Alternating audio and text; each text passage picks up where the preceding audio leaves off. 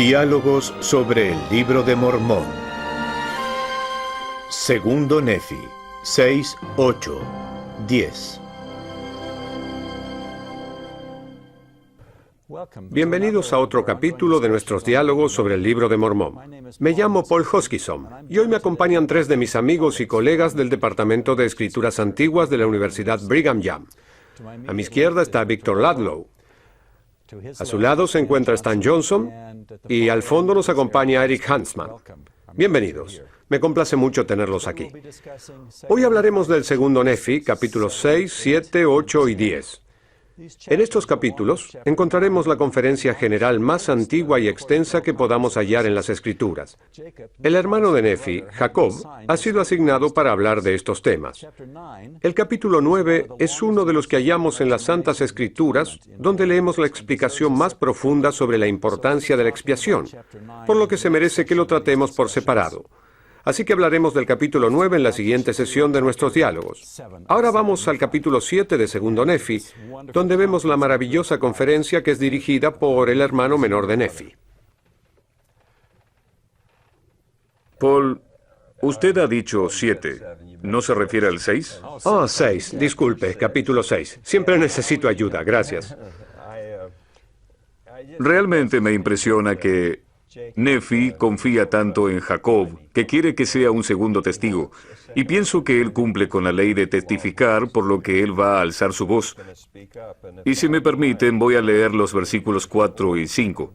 Y ahora bien, quisiera hablaros acerca de cosas que son y que están por venir. Por tanto, os leeré las palabras de Isaías. Perdón, ¿podría interrumpirlo un segundo? Es importante destacar que él no solo va a hablar del futuro, sino también de su presente, que dará pie a futuros eventos. Estas profecías deben aplicarse a todos, y no tendrá significado sobre ellos. Y también veremos que este es un tema asignado. Os leeré las palabras de Isaías, y son las palabras que mi hermano ha deseado que os declare. Y os hablo para vuestro bien, para que conozcáis y glorifiquéis el nombre de vuestro Dios. Es decir, que realmente es un tema que se le asignó por el profeta. Sí, por el profeta, el cual era su hermano mayor. Bueno, esto sucede después de unos 40 años desde que partieron de Jerusalén. Jacob nació en el desierto, así que supongo que en ese momento tendría unos 30 años. El capítulo anterior nos dice que Nefi había consagrado a Jacob y a su hermano José como sacerdotes y maestros. Aquí vemos a Jacob en su papel de maestro más que de sacerdote, enseñando las verdades del Evangelio. Y yo pienso que eso es muy crítico. Ellos tienen la autoridad. Ellos sujetan esa verdad. Ahora bien, estamos en el versículo 5. Las palabras que os leeré son las que habló Isaías acerca de toda la casa de Israel. Por tanto, se os pueden aplicar porque pertenecéis a la casa de Israel. Y hay aquí muchas cosas que Isaías ha hablado, las cuales se os pueden aplicar, pues sois de la casa de Israel.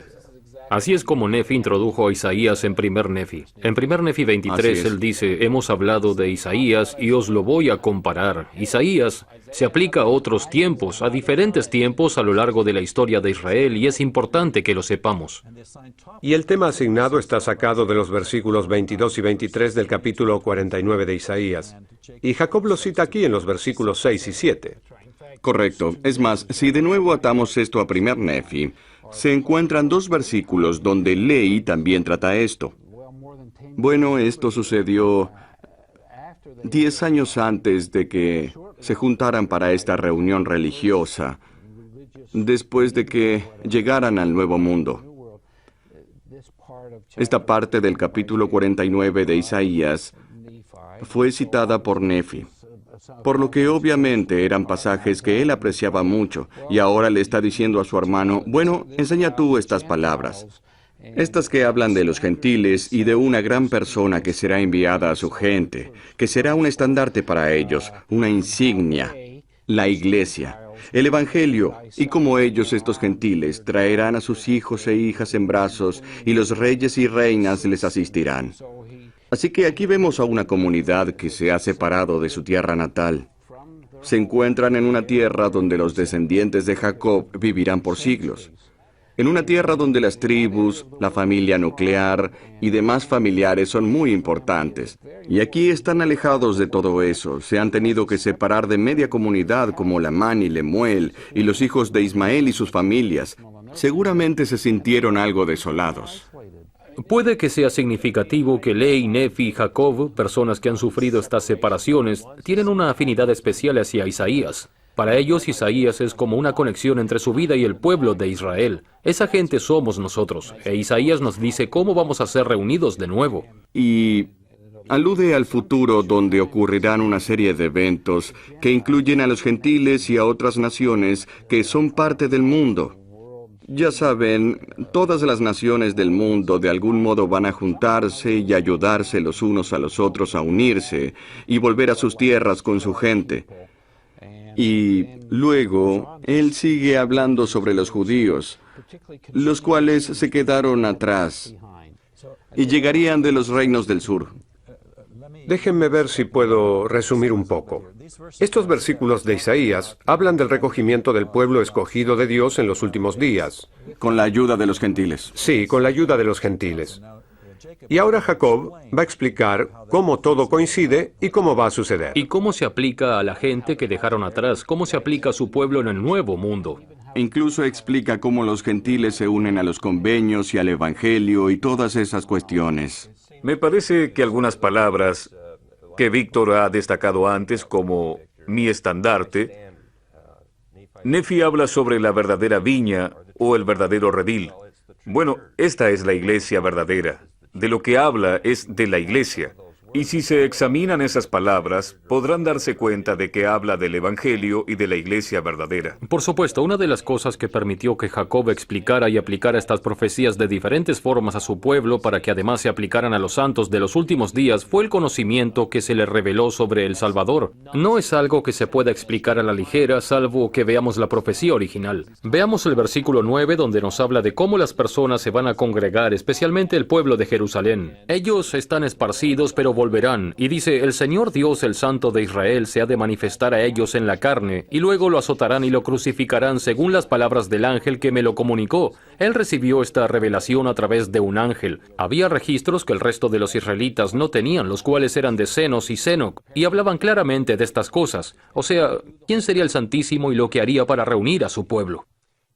Y aquí Jacob está empezando a profetizar sobre las palabras de Isaías. Y comienza a explicar lo que va a suceder entre sus días, es decir, los días de Jacob y los días en que partieron de Jerusalén, con el cumplimiento de la profecía de Isaías. Jacob va a tener que explicarles lo que ocurrirá entre esos períodos. Así que al igual que se explica en el versículo 9, él va a hablar de la venida del Salvador, la cual sucederá en sus días y la restauración. Y vemos el rechazo de El Salvador en el versículo 10 y da pie a la separación del versículo 11. Más separación. Y luego se habla de los gentiles en el versículo 12, de lo cual Isaías habla constantemente por unos versículos. Luego, en el versículo 18, se encuentra el último cumplimiento de las profecías de Isaías. Por lo que aquí hallamos un pequeño resumen de la historia mundial, desde los días de ley hasta el cumplimiento de las profecías de Isaías. Uno de los pasajes importantes que encontramos en el tránsito de tiempos antiguos, como la cautividad de Babilonia o el ministro de Jesús en los últimos días, está en el versículo 11. Se refiere de nuevo a los judíos, no a los lamanitas ni tampoco al resto del pueblo que se quedó en Israel, tampoco a las 10 tribus, sino que se refiere a los judíos. Después de que crucificaran al Santo de Israel, un ángel dijo que serían expulsados. De nuevo, como mencionó Eric, no solo tiene a su hermano, también tiene las enseñanzas de su padre, de las cuales puede fortalecer su discurso. Y también existen los registros. Además, ha tenido instrucciones y direcciones angélicas diciendo que sufrirían en la carne y que serían dispersados y heridos y odiados. Y vaya, eso desafortunadamente ha pasado en la historia judía. Sin embargo, el Señor será misericordioso con ellos, para que cuando lleguen al conocimiento de su Redentor, sean reunidos de nuevo. Este recogimiento llegará. Puede que dentro de mucho tiempo, ya que aún quedan otros eventos por acontecer. Pero las cosas cambiarán, y ciertas condiciones se recibirán, y entonces el recogimiento tendrá lugar. Hay un versículo en el tercer Nefi, capítulo 20, donde el Salvador dice algo parecido a que cuando crean en Jesucristo, orarán al Padre en su nombre, o al menos sabrán que deben hacerlo. Llegarán al punto que tendrán el conocimiento y que orarán al Padre en el nombre de Jesucristo. Entonces, se congregarán de nuevo en las tierras de su herencia. Así que pasarán un gran proceso. Bueno, en realidad no tenemos que esperar a llegar a tercer Nefi. Jacob, mientras nos habla en el capítulo 10, en el versículo 7, dice lo mismo. Él no tiene el conocimiento, pero utiliza una frase en la que habla por Dios y dice, el día que crean en mí, serán restaurados en la carne, a las tierras de su herencia. Muchas personas que leen el libro de Mormón al llegar a los pasajes de Isaías se dan cuenta que son versículos muy buenos al explicar lo que podemos aprender del hombre que nos rodea. Entonces, ¿qué me dicen de los versículos 7 y 8? ¿Por qué escoge estos pasajes? Bueno, yo pienso que él intenta ayudarnos a entender todo lo que va a suceder para que se pueda llevar a cabo el recogimiento. Pero no solo habla del recogimiento. Vemos la promesa que dice que no solo será un recogimiento, sino también una restauración, por lo que tienen que acontecer varios sucesos que nos lleven a esto. Y debe haber una dispersión para que sea posible el recogimiento. Y un pasaje que me impacta mucho está en el capítulo 7, el cual se ha sacado de Isaías 50. Aquí hallamos una poderosa imagen donde vemos al pueblo de Israel rompiendo el convenio, y es por eso que fueron dispersados. Esto dice el Señor: ¿te he repudiado yo o te he echado de mi lado para siempre? Pues así dice el Señor: ¿dónde está la carta de divorcio de tu madre? Y el versículo continúa hablando de que los niños serán vendidos. Yo pienso que estas dos relaciones humanas son las que mejores tipifican las relaciones hechas por convenio: marido, mujer e hijos y padres. Y también incluye la imagen del hombre divorciándose de su mujer. Un momento, yo no creo que él realmente se divorcie de la mujer. Solo pregunta, ¿no se divorcia? Ellos no están cumpliendo con el convenio, se están distrayendo. Por eso él dice: aún no me he divorciado de ti, por lo que te puedo traer de nuevo. Ellos tal vez puedan ser separados como marido y mujer, pero aún así no están divorciados. El convenio sigue teniendo efecto. Ellos volverán. Puede que un día los hijos quieran separarse del hogar, pero eso no quiere decir que se les deshereda. Aún queda una herencia, y si el hijo vuelve y cumple con las condiciones, es como el hijo pródigo. Entonces puede volver a ser parte del hogar. Es más, en el capítulo 7, en el versículo 8, presentémonos juntos. Quiere decir que Él continuamente nos dice, vayamos juntos, pero siempre nos deja escoger. Él les dice algo como, si nos presentamos juntos, entonces vamos a tener un buen nivel de dignidad. Pero en el versículo 11, o en angustia yaceréis, esta comparación y contraste me recuerda al elder Maxwell. Voy a citarlo. Él dijo algo como, mira, en la vida puedes escoger entre vivir como Cristo o escoger sufrir como lo hizo Él. Y yo pienso, vaya, eso sí que es una gran decisión. Él lo explica muy bien aquí. Bueno, me alegro de que Víctor haya aclarado esto porque es verdad. El Señor siempre mantiene su parte del convenio, por lo que Él les dice a ellos, yo no me he divorciado de vosotros, aún no hay ninguna ley de divorcio. Pero también dice que os habéis vendido. No me he deshecho de vosotros, mis hijos, no os he echado, pero por vuestras iniquidades os habéis vendido, y por vuestras transgresiones es repudiada vuestra madre. Y luego inmediatamente nos da unas imágenes maravillosas diciendo, soy el creador del universo, tengo el poder para hacer cualquier cosa. Hasta puedo reunirlos y venís a mí. Ordinariamente, la razón por la que los niños son vendidos es la deuda. Pero una de las preguntas que está por la mitad del primer versículo es, ¿a cuál de mis acreedores te he vendido? Él no está endeudado con nadie. Eso es Él correcto. no ha vendido a nadie, ni tampoco divorciado a nadie. No, pero ellos se fueron por su camino y se endeudaron. Pienso que tenemos que hablar un poco sobre la metáfora que se está usando aquí en Isaías. Esta metáfora del matrimonio se usa a lo largo del Antiguo Testamento y también en el Nuevo Testamento y Doctrina y Convenios. Jehová, el Dios de Israel, es el marido, e Israel es su esposa. Eso mismo es lo que se está usando en los capítulos 50-51 de Isaías, los cuales se encuentran en los capítulos 7 y 8 de Segundo Nefi. Por lo tanto, cuando él dice, ¿dónde está la carta de divorcio de tu madre?, realmente está diciendo, yo soy Jehová. Israel, te has casado conmigo y has huido. ¿No tienes una ley de divorcio? ¿Entienden? Se supone que no hay que huir. No tiene ningún derecho a huir. Y además no estamos divorciados. Y esta metáfora continúa siendo utilizada a través de estos pasajes de Isaías. Yo marqué en mi libro de Mormón el marcador de párrafo que está señalado en los capítulos de Isaías 50-51 de la versión de la Biblia del Rey Santiago, porque en esta versión de la Biblia verán esos marcadores de párrafo, por ejemplo, en el capítulo 7 de Segundo Nefi, señalizando que el versículo 5 es un párrafo nuevo, igual que lo es el 7 y el 10. Nos ayuda a ver los cambios de sentido en el texto, Claro. es decir, en el texto hebreo. Porque hay pasajes separados que no tienen necesariamente conexión con los demás. A veces lo tienen, a veces no. Así que en el capítulo 8 tenemos estos párrafos. Vemos que en el versículo 4 comienza con un párrafo nuevo, al igual que lo hacen en los versículos 7, 9, 16, y por último también comienza con un párrafo nuevo, el versículo 24.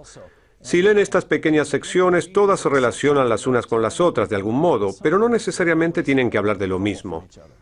A mí también me gusta en el capítulo 8 la conversación que se está llevando a cabo entre Dios y los justos. Parece como si la conversación fuese de un lado a otro. En un versículo dice lo que Dios está diciendo. Y luego cuando llegamos al versículo 9 vemos lo que los justos le contestan. Y de nuevo el Señor les habla en el versículo 12 y es como si mantuvieran una conversación. Y aquí también vemos que Israel abandonó a su marido Jehová y Jehová quiere reclamarla. Así que empezando en el capítulo 8, versículo 9, hay otros lugares donde también se menciona, pero pienso, Eric, ya sé que usted habló mucho sobre esto, pero ¿por qué no habla también de estos versículos? Bien, como dijo Stan, empieza con el Señor hablando en los versículos del 1 al 8 y vemos constantemente repetida la palabra oídme en los versículos 1, 4, 3 y 7. Le está diciendo a la gente, escúchenme, vuelvan a mí. Y luego, como dijo Stan, hallamos una conversación. En el versículo 9 vemos lo que la esposa o los hijos deberían de decir, pero no lo hacen. Despierta, vístete, oh brazo del Señor. Pero ¿quién se supone que tiene que despertarse ahora? No es el Señor, ¿verdad? Oh brazo del Señor. Sí. Despertémonos para que no nos aprovechemos del brazo del Señor.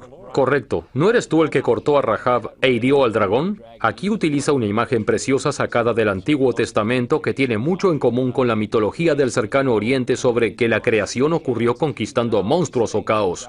Tú has hecho todas estas cosas, has secado el mar, el agua es profunda, etc. Por lo tanto, puedes confiar en el rescate del Señor y volveremos cantando a Sión. Y el Señor, cuando recibe esta respuesta, dice, yo soy aquel que os consuela. He aquí, ¿quién eres tú para temer al hombre?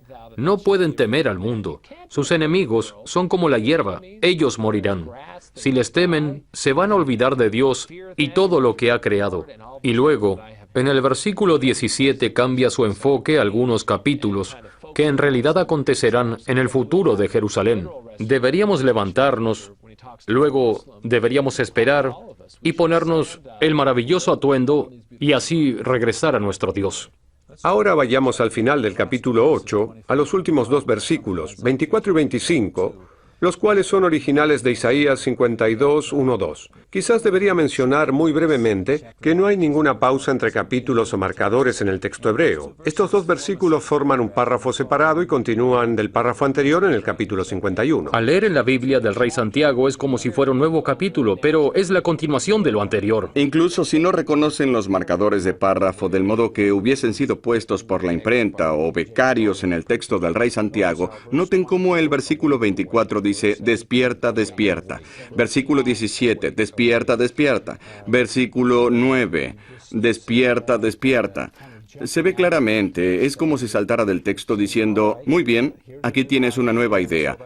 Por lo que esto sigue perfectamente aquello que fue escrito en la Biblia del Rey Santiago. Y al igual que con los largos sermones, los capítulos 6 y 10 son el apoyo de los sermones. Veamos el primer versículo donde vemos el mensaje de Isaías citado en 7.1 y en los últimos dos versículos del capítulo 8, versículos 24 y 25, vemos el apoyo al discurso de Isaías. Voy a leer los versículos 24 y 25. Despierta. Eso quiere decir, sal de tu sueño espiritual, casa de Israel, mi esposa. ¿Qué está diciendo? Vístete de tu poder. Ha estado débil todos estos años. Sión y Jerusalén son metáforas, refiriéndose a la casa de Israel y a la esposa que está casada con su marido Jehová. Viste tus ropas de hermosura, oh Jerusalén, ciudad santa. No vayas más en trapajos. Vístete con tu vestido y con tu fuerza espiritual. Eso está subrayado en la sección 113 porque es una cosa que se preguntaban. Básicamente, vístete del poder del sacerdocio y recibe de nuevo el poder de Dios. Así que no somos los divorciados, somos los cónyuges. Vistámonos como tales y sentémonos a su lado. Correcto. Leamos lo que dice. Porque nunca más vendrá a ti el incircunciso ni el inmundo. Es decir, Israel no va a estar tonteando más con sus amantes los gentiles, porque los gentiles volverán a su marido. Y él dice, sacúdete del polvo. Quiere decir, sal de tu luto. Deja de actuar del modo que lo hacías antes. Levántate y sal de tu luto. Álzate. Y básicamente lo que realmente dice es, vuelve de nuevo a la casa y báñate. Ponte el maravilloso vestido que guardé todos estos años para ti y siéntate conmigo una vez más como marido y mujer, oh Jerusalén. Y el modo que se logra eso es deshaciéndose de la franja que nos sujeta por el cuello y por nuestros pecados. Oh cautiva hija de Sión. Cuando te arrepientas te tomaré de nuevo. Ahora solo hablamos un poco sobre el capítulo del próximo episodio, pero no demasiado. La pregunta es, ¿cómo puede el Señor tomar de nuevo a su esposa cuando se largó y se hizo prostituta? La respuesta está en el capítulo 9, es la expiación. Pero ya que vamos a hablar de eso la próxima vez, ahora vayamos al final del sermón de Jacob en el capítulo 10. Esto ya es el día después de que diera su sermón en el capítulo 9, versículo 54. Y él va a volver y va a explicar más sobre Isaías, sobre las profecías y sobre los últimos días. Bien, recordemos que en el capítulo 9 él habla de la expiación y de cómo funciona. Cuando comenzamos el capítulo 10, Jacob nos cuenta quién es el que sufrirá la expiación de una forma muy directa. En el versículo 3 él dice, por tanto, como os dije, debe ser menester que Cristo, pues anoche me dijo el ángel, que ese sería su nombre, venga entre los judíos. Y es desde este punto en adelante en que en el libro de Mormón se prefiere usar el nombre de Cristo por Salvador. Hasta este punto, Ley y Nefi y Jacob usaban términos muy antiguos del Antiguo Testamento, Santo de Israel, Redentor, Salvador. Incluso usan más el término del Mesías que los profetas del Antiguo Testamento. Pero ahora, de algún modo, a través de esta experiencia de leer, estudiar y las revelaciones con ángeles, Jacob tiene un entendimiento diferente de lo que es el Mesías. Ya no es tanto el modelo de un rey como vemos en el Antiguo Testamento, es más como la expectativa de un Salvador, de un Cristo que vendrá, como vemos en el Nuevo Testamento. ¿Cuál es la diferencia entre el Mesías del Antiguo Testamento y el del Nuevo? Que Cristo fue crucificado, y él dice que va a venir entre los judíos y lo crucificarán. Y nos enteramos de que es Jesús el que va a través de la expiación y podrá hacer que este pueblo vuelva. Sí, y muchos de estos temas, de los que habla en el capítulo 6, sobre la historia de sus días y los últimos días, cuando Israel será recogido. Pero hay algo que es nuevo y diferente aquí en el capítulo 10, versículo 16. Stan, sé que he hablado de esto antes. Permítanme leerlos. Dice, de modo que quien pugne contra Sión, tanto judío como gentil, esclavo como libre, varón como mujer, perecerá. Pues son los que constituyen la ramera de toda la tierra. Porque aquellos que no son conmigo, contra mí son, dice nuestro Dios. Por cuanto Él ha luchado contra Sión, tanto judío como gentil, tanto libre como encadenado, tanto hombre como mujer, perecerán. En nuestra terminología moderna podríamos decir que cualquiera que luche contra Sión puede ser miembro o no. Y para mí, el ser miembro no le garantiza la salvación a nadie. Pienso que es una declaración bastante profunda. Deberíamos controlarnos a nosotros mismos. Y también me gustaría recordar lo que dijo el presidente Benson una vez. Muchos que viven fuera del convenio son velados temporalmente por la plenitud de la verdad, por una razón sabia, porque aceptarán la verdad eventualmente. Cuando dijo esto, él estaba citando a una persona que ahora mismo no me acuerdo quién era, pero lo dijo en una conferencia. Así que para mí, aquellos que luchan contra Sión, tanto de dentro como de fuera, están en problemas, y dirán que lo contrario a la verdad es lo verdadero. Hay mucha gente fuera del convenio que vive por el Señor, que está viviendo de la mejor manera posible, y yo creo que no son la ramera de la tierra. En el versículo 18, él va a decir a lo que Isaías se refería. Ablandaré el corazón de los gentiles para que les sean como un padre. Por lo tanto, los gentiles serán bendecidos y contados entre los de la casa de Israel. Y luego lo va a resumir todo en los versículos 23 y 24. Y esto es genial porque quiere decir, estas son buenas noticias, en el sentido del Evangelio. Me encanta esta expresión. Anímense pues vuestros corazones y recordad que sois libres. Solo hay que aceptar al Salvador que nos volverá a traer. Y otra vez habla de su entendimiento del Señor en el versículo 24. Reconciliaos con la voluntad de Dios. No sigan huyendo como esta madre e hijo. Es interesante que en el Antiguo Testamento la palabra de reconciliar tiene el mismo significado que expiación, y esa es la idea de que nos haga uno. Y recibimos este poderoso mensaje que dice, tan solo en la gracia de Dios y por ella sois salvos. Este es un gran regalo que Cristo el Salvador finalmente nos da. Gracias. Víctor, le he pedido que resumiera estos capítulos que hemos cubierto hoy. ¿Podría hacerlo brevemente? Bueno, hemos visto 5 capítulos donde hablan del maravilloso sermón de Jacob. Hemos destacado 4 de ellos. Y los capítulos 6, 7 y 8 son una preciosa introducción a los capítulos de Isaías. También requiere un diligente estudio de los capítulos 7 y 9, porque básicamente el capítulo 9 es el comentario de Jacob sobre el capítulo 7, el cual habla del capítulo 50 de Isaías, y luego los capítulos 8 y 10, los cuales están en el capítulo 51 de Isaías. Pueden ver los bloques de algunos problemas de los que Isaías habló en el capítulo 10. El capítulo 51, como está citado en el capítulo 8.